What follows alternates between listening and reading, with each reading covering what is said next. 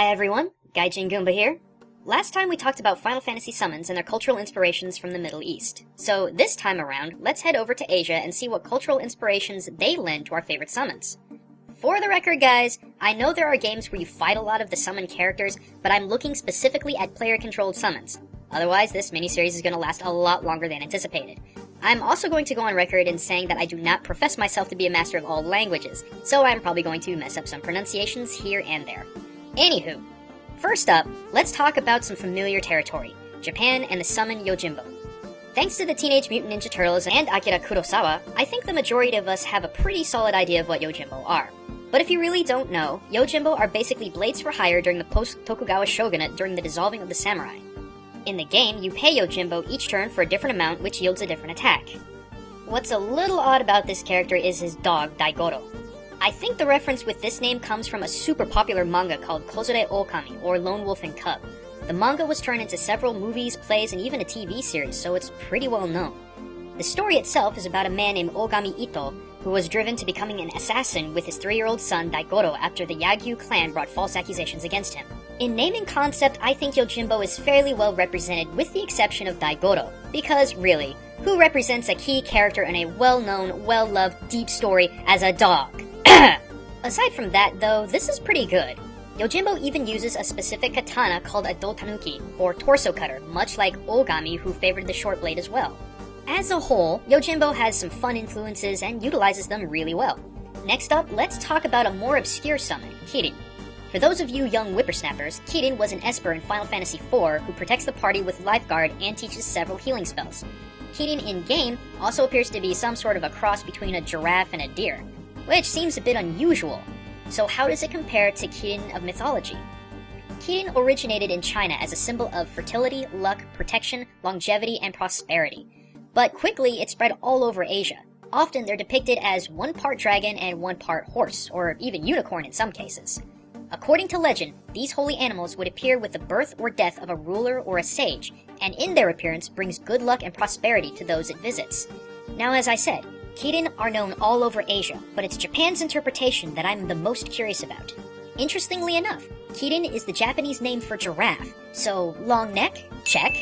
Also, many Kirin are depicted as having huge horns like a buck. Final Fantasy Kirin's antlers? Double check.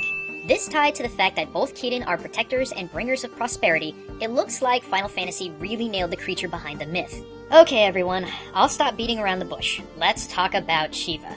Shiva is an incredibly complex god to describe. He's considered the supreme god of Shivanism, a sect, if you will, of Hinduism. Shiva is also considered one of the 5 primary forms of the god of the universe in Samarta tradition, as well as one of the 3 great gods alongside Vishnu and Brahma in Trimurti tradition. Shiva also has dozens of avatars and forms, and is the patron god of yoga and arts, and one would think that would be enough to work off of, but instead Square Enix used the name to describe a near-naked female ice god and a set of twins that scissor into a motorcycle. But to be fair, they came close. I want to speculate they associated the name Shiva with Shiver, which fits the ice motif. The blue skin of Shiva, the ice goddess, is most likely in connection with the god Shiva's blue skin. Why blue skin? Long story short, some gods in Ashura tried to make the nectar of immortality, and in the process made the Halahala poison, which Shiva drank to save the world. Lastly, I believe Square made Final Fantasy Shiva female because they were confused as to what gender Shiva actually was. Now I know Japan isn't the best when it comes to identifying gender, but in all fairness, Shiva does have some effeminate features. Moving on in Hinduism, let's quickly talk about Rama. Unfortunately, Rama, according to cultural mythology, is not a sage of elemental lightning.